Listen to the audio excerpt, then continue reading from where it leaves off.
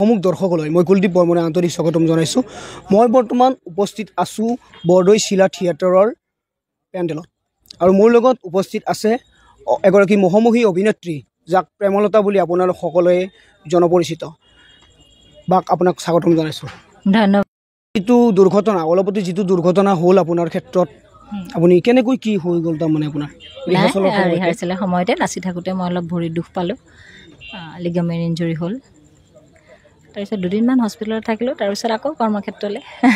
তাৰপিছত আপোনাৰ সেই অনুপস্থিতিত নাট্যদলটোৰ চৰিত্ৰসমূহ কেনেকৈ মানে মিলাইছিল আৰু নাই মই ৰিহাৰ্চেলতে যিহেতু হেৰি হৈছোঁ সেই দুদিন মোৰ কাৰণে ৰৈ দিছিলে। আৰু খুব বৰদৈচিলা থিয়েটাৰ বিশেষকৈ মালিক পক্ষ খুব সহজ কৰিছে মোক এইটো ক্ষেত্ৰত, বহুত ছাপোৰ্ট কৰিছে আমাৰ অভিনেতাখিনিও। বাকী সকলো ঠিকে আছে। গানত মই অকণমান নাচিব নোৱাৰোঁ 1.5 মাহলৈ ভৰিখন, সিমানখিনি সাৱধানতা লৈছোঁ।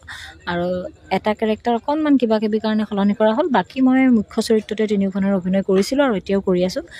কেৱল নাচত অকণমান হেৰাফেৰি হৈছে যিহেতু মোৰ ভৰিখন 1.5 মাহলৈ অসুস্থ। আৰু এই তাৰমানে যদিও আপোনাৰ কি নাট্য সেৱাটো অটুট ৰাখিছে, আপুনি ধৰক এইটো পৰ্যায়ৰ পৰা তাৰমানে আপুনি কিমান ত্যাগ কৰিছে আৰু এইটো আমি বুজিব পাৰিছোঁ। গতিকে আপোনাৰ নাটককেইখনৰ কেনেকুৱা চৰিত্ৰ অকণমান আমাৰ আজি গ'ল সীতাৰ সংসাৰ গেটআপটো দেখিছে। সীতাৰ সংসাৰৰ মুখ্য ভূমিকাত সীতা এগৰাকী প্ৰায় 56-55 বছৰীয়া মাকৰ চৰিত্ৰত অভিনয় কৰিছোঁ। সীতা সংসাৰৰ সীতা যি মূল চৰিত্ৰত অভিনয় কৰিছোঁ। সতীশ দাসদেৱৰ গংগাৰ পানী মক্কাৰ মাটিত মই গংগাৰ চৰিত্ৰত অভিনয় কৰিছোঁ। আৰু অভিজিত ভট্টাচাৰ্যদেৱৰ অঘৰী ছোৱালীৰ প্ৰেমত মই সেই অঘৰী ছোৱালীগৰাকীৰ অভিনয় কৰিছোঁ। খুব তিনিওটা চৰিত্ৰই ধুনীয়া।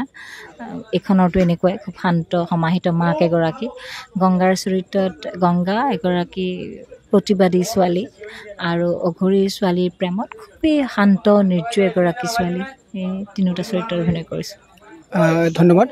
বৰদৈচিলা থিয়েটাৰৰ যিটো আমাৰ পেণ্ডেল, বৰ্তমান যিটো পানীগড় পেণ্ডেল চলি আছে, এই পেণ্ডেলটোত সোমোৱাৰ ৰাস্তাতে লিখা আছে প্ৰকৃত নাটক চাৰ্কাছ নহয়। গতিকে কি ক'ব?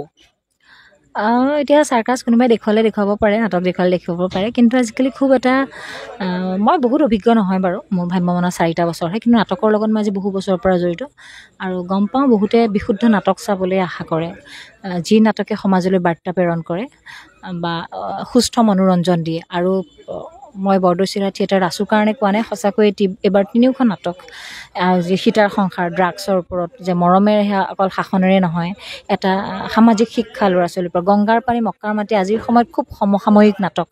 মানে মানৱীয়তাহে আচলতে ধৰ্ম, হিন্দু মুছলমান খ্ৰীষ্টান এয়া নহয়, খুব সামাজিক বাৰ্তা, বৰ্তমান সময় উপযোগী এটা কাহিনী। আৰু অঘৰী ছোৱালীও প্ৰেমো কেনেকৈ মানুহে স্বাৰ্থৰ কাৰণে উপকাৰী গজগৰে খায়, তেনেকুৱা ধৰণৰ আত্মীয়তা কেনেকৈ শেষ হৈ যায় পইচাৰ কাৰণে। গতিকে 3খনেই খুব ধুনীয়া নাটক। আৰু এই চাৰ্কাছৰ কথা মই ক'বলৈ নাযাওঁ, কিন্তু সঁচা কথা কৈছোঁ, বৰদৈচিলা থিয়েটাৰ এইবাৰ কোনো গিমিক নাই, কেৱল নাটক আৰু নাটক। ধন্যবাদ।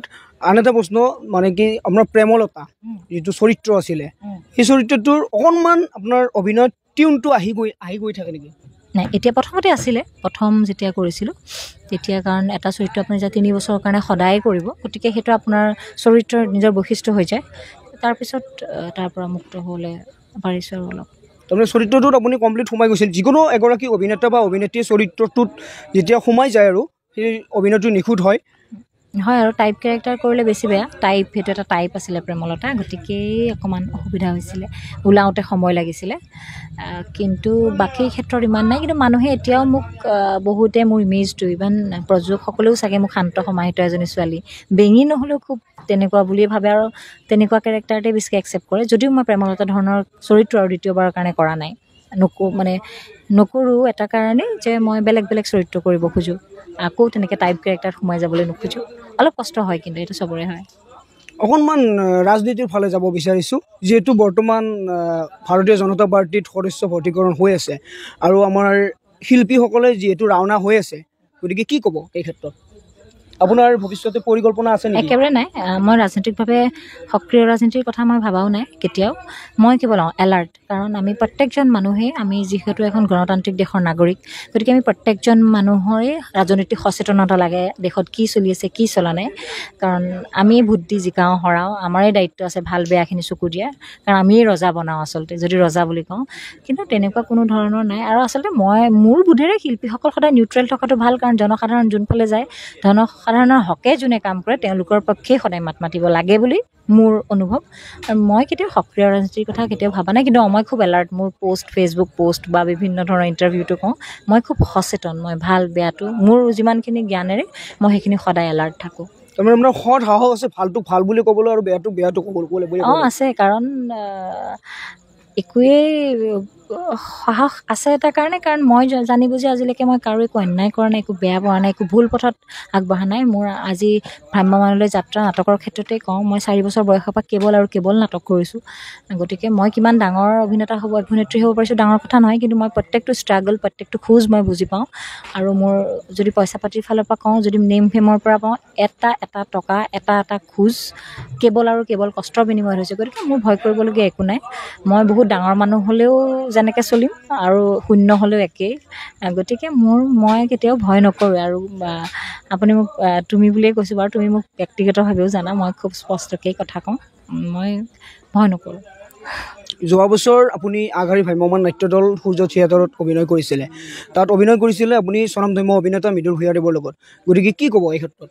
খুব ভাল, মৃদুলদাৰ লগত অভিনয় কৰিলে। মই অহাৰ সময়ত কৈ আহিছোঁ তেখেতক খুব মিছ কৰিম বুলি, কাৰণ তেখেত যেতিয়া নাটকত থাকে, নাটকটো ফান হয়, মানে এনজয় কৰি কেনেকৈ নাটক কৰে সেইটো শিকিব লাগে। আৰু মৃদুল ভূঞাদেৱৰ পৰা শিকিবলগীয়া আৰু এটা কথা, চিম্প্লিচিটি। তেওঁৰ ইমান মৃদুল ভূঞা বুলি ক'লে চাৰিওফালে ঘেৰ লাগি যায়। তাৰপিছত তেওঁৰ যি সাধাৰণ জীৱনশৈলী, আমি ষ্টেজত তেওঁ এক্সট্ৰা গ্ৰীণ ৰুম নাথাকে, আমি একেলগে মানে মইতো বাৰু ডাঙৰ নহয়, মই খাওঁ একেলগে ভাত, কিন্তু তেওঁৰ নিচিনা অভিনেতাজনী, এইখিনি তেওঁৰ পৰা খুব শিকিবলগীয়া।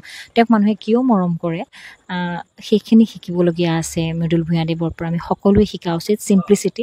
তেওঁৰ কেতিয়াও অতীতটো পাহৰি যোৱা নাই, সেইখিনিয়ে খুব মই ভাবোঁ তেখেতৰ পৰা অভিনয়টো শিকিবলগীয়া। তথাপিও অভিনয় আপুনি স্কুলত গৈও শিকিব পাৰি, কিন্তু তেওঁৰ পৰা মই সেই সৰলতাখিনি, সেই চিম্প্লিচিটিখিনি শিকিলোঁ। আৰু সদায় সেই কথাটোৰ কাৰণে তেখেত সদায় মোৰ